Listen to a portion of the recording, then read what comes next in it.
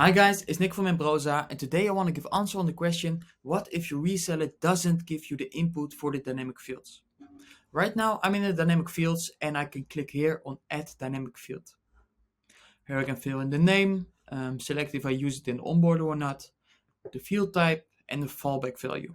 And the fallback value will be visible when you don't have the input of your reseller. For example, if you ask your reseller to give his website and they don't do that, you can fill here your own website. So right now Embrosa.com will be visible as dynamic field instead of the reseller's website if they don't fill it in. You can also do this with an image or video, for example.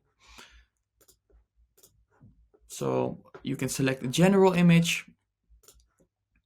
And for example, you ask for a shop photo and the shop photo will be used. But if they don't upload the shop photo, then this picture will be used in this case.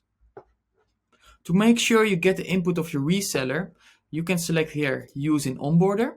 You can ask the question for the dynamic field in the onboarder and select here, is it required? And if you do that, the reseller is required to give the information before finishing the onboarding process. This will get guaranteed the dynamic field input. Okay, thank you for watching. Have a nice day.